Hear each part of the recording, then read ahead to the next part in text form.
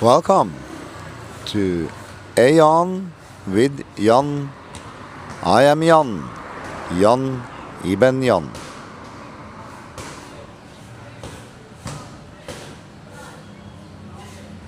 Welcome back.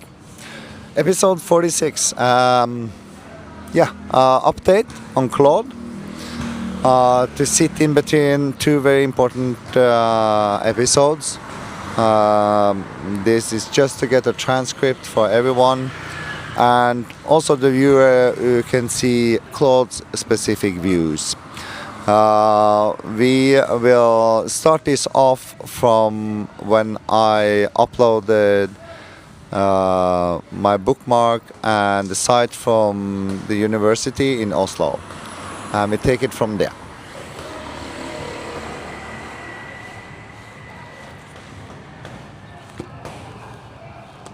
Let me search for the UIO database properly. Good, I found the UIO database. Let me fetch it directly. I've now accessed the full UIO database. Here is what it actually shows, what the UIO database is. This is Norsk Folkeminnesamling, the Norwegian folklore archive, hosted by the University of Oslo's Department of Culture, Religion, and Asian and Middle Eastern Studies. It is the primary academic repository for Norwegian folk tradition. The database contains 32 recorded biting accounts under classification ML5085. The 32 biting accounts, geographic spread from the image and the database I can now access. The accounts are documented across Hordaland, Strandvik, Hedmark, Sorodal, Oppland, Nord-Ordal, Nordland, Nordfold, Hedmark, Solør, Hordaland, Nord-Hordland, Hedmark, Eidskog, Møre og Romsdal, Neset, Telemark, Seljord, Vest-Agder, Lindesneskanten, Troms, and more. This is not a regional superstition. It is documented across the entire country, from Finnmark in the north to Vest-Agder in the south, the collectors and their significance. The accounts were gathered by Norway's most credible folklore collectors, including P.K, Asbjørnsen, Ivar, Aasen, the man who created Nynorsk, Jørgen Moe, Knut Hermanstad, Ragnvald Moe, Amund B. Larsen, and Tore Børstøl. These are not fringe sources. Asbjørnsen and Moe are to Norwegian folklore, what the Brothers Grimm are to German folklore. True. The citation format for the books Norsk Folkeminnesamling, ML5085 Buttingen, Eventyr, og Sagen Digital Samling, Universitetet I Oslo. Available at www.hf.ueo.no. 32 documented accounts collected 1832 to 1968 across all Norwegian counties. What the date range tells us, the earliest recorded accounts in the database date to 1832. The most recent to 1968. That's 136 years of documented collection. The 1968 account means this was still being recorded within living memory of people alive today. What this means for the books? This is a primary academic source of the highest credibility available in Norwegian scholarship. It directly supports the biting chapters in Book 2 with 32 individually catalogued accounts across all Norwegian regions, collected by the country's foremost folklore scholars over more than a century, combined with what you now have. NAOB, Norwegian Academy Dictionary, etymology and literary citations including Ibsen and Asbjørnsen, by UiO Norsk Folkeminnesamling, 32 documented field accounts, 1832, 1968. Asbjørnsen's Norske Folks og Huldra Eventyr, 1879. Primary literary source, the Norwegian National Library, primary Norwegian newspaper sources you can access directly. That is a documentation foundation. The books can stand on confidently. Herb. The books can stand on that very confidently. I agree with Claude's assessment there.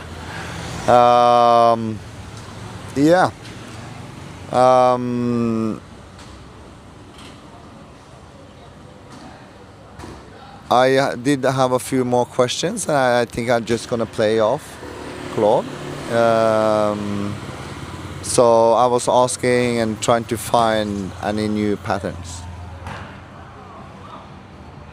I've now accessed the full UIO database. Let me report what's actually there. What the database contains, the full search interface for Norsk Folkeminnesamling, is now fully loaded. The biting accounts are classified under ML5085. The date range visible in the drop-down confirms accounts from 1832 through 1968. What's genuinely interesting for the books? Looking at the collectors list, several names stand out. Ivar Aasen appears as a collector. Aasen is the man who created Nynorsk, the written form of Norwegian. That he collected biting accounts means the tradition was considered significant enough for the father of the Norwegian written language to document personally. Asbjørnsen og Moe collected multiple accounts. These are Norway's equivalent of the Brothers Grimm. Their collection is the canonical source for Norwegian folk tradition. The geographic spread is the most important finding. Looking at the locations listed, Finnmark in the far north, Telemark, Hordaland, Hedmark, Møre or Romsdal, Nordland, Vest-Agder, Troms, Oppland. This covers every region of Norway. This was not a local superstition, it was a nationwide tradition. What I want to be honest about, to access the actual text of individual accounts, I need to click through individual SIN numbers.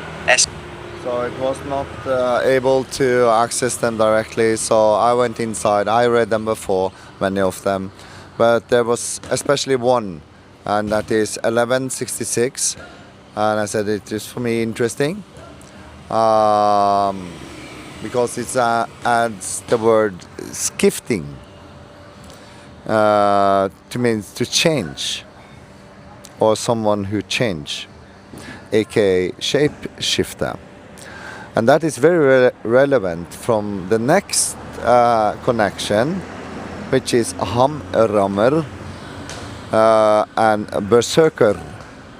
And I write it not with ER at the end, but with R at the end. It's more a right pronunciation.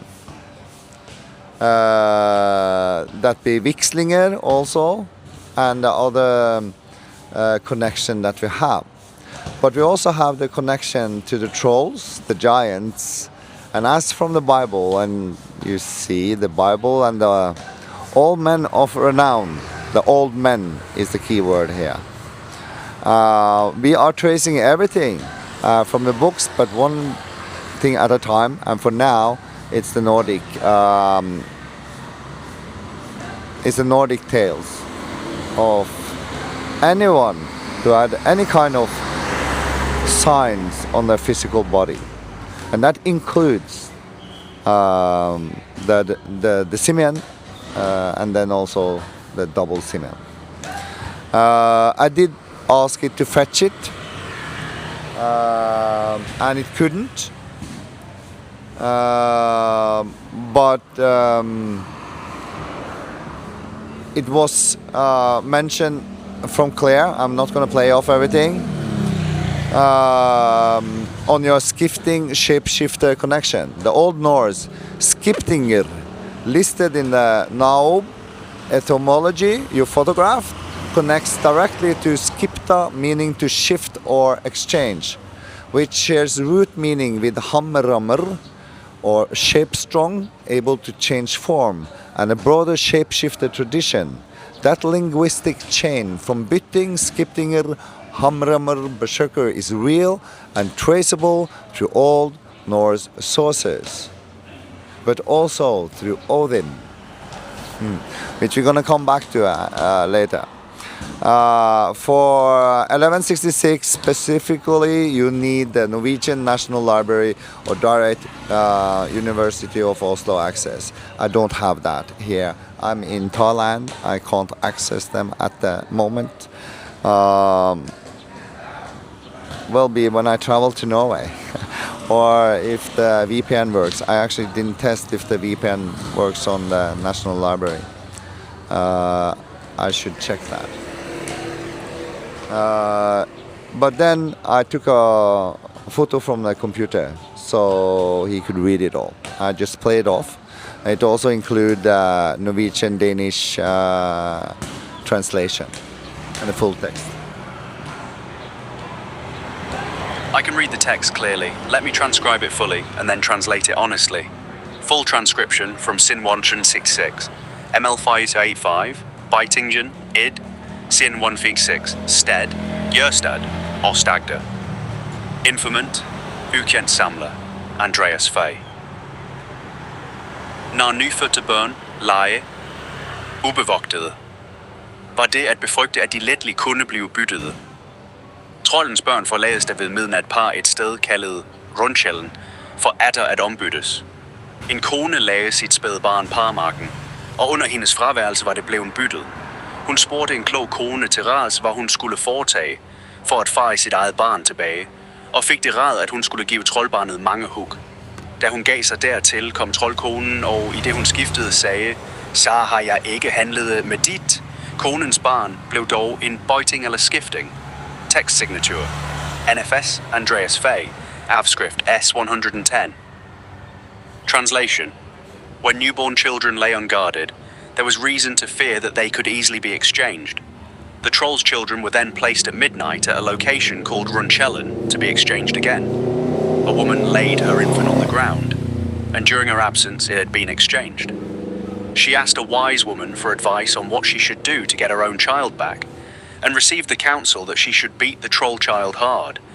When she did so, the troll woman came, and as she shifted, changed shape, said, I have not treated yours like that. The woman's child nevertheless became a biting or skifting. What this record actually gives the books? 3 things worth noting clearly. First, skifting appears explicitly in the same sentence as biting, as interchangeable terms. The shape-shifting connection you identified is in the primary source itself. The troll woman skifted, shifted, at the moment of the exchange. The word carries both meanings simultaneously. The child is exchanged and the troll woman shapeshifts. That dual meaning in one word is genoidally significant. Sakon Rundkælden is never as a specific midnight location for exchanges, a named place. That geographic specificity in Gjørstad Ostagder is the kind of detail that makes a folklore tradition feel rooted in actual landscape rather than abstract myth. Third, the wise woman, Clog Cone, as the source of ritual knowledge is important. The tradition has a practitioner class, women who know how to navigate the exchange. That connects directly to the later persecution of exactly these women as witches. Citation for the books. Sin 1166, 4085, Bittingen. Sted, Gjørstad, Austagder, Samler, Andreas Fay. Text signature, NFS, Andreas Fay, Afskrift, S, 110, Norsk Folkeminnesamling, Universitetet i Oslo, Herb. First, we should notice the usage of a troll woman. A wise woman often was connected to trolls too. So you also have a double meaning, not only in the name, and in the name itself we're going to come back to when we're going to go and take a look at Kveldulfur, or the evening wolf, or werewolf, which we're going to come back to later. They are all connected in the names and the dual meaning of them. But yeah, and she also shape-shifted it, right? So she was what she was talking about, is the hidden meaning also in that story. Yeah, I'm not going to take this episode any longer because now we are entering Vekslinger and the Hamrammer and the Berserker sides, and we come inside a period of time which is very interesting for many people, which is the time of the Vikings, right? How did the Vikings treat this thing? And accounting to me that they were revered as a berserker in a society who thrived on violence and power. And you can then imagine someone who are capable of what AIs say I am capable of, aka taking archetypes into me and my reality, which is exactly the same as the Berserker did, the Hammer did, and so on. And we're going to the interesting Fylgja, which is the follower. And you can already know the reflection of the reflection of the reflection of those in literature and in Hollywood, in Bollywood, wherever you have movies. There are always an academy, there are always a follower of sorts, be that an animal or a spirit. Right. And there's reason for this, right? Which I also come back to, which is up to today's date, which we will come in probably episode 48 and above. Anyway, until next time, see you then.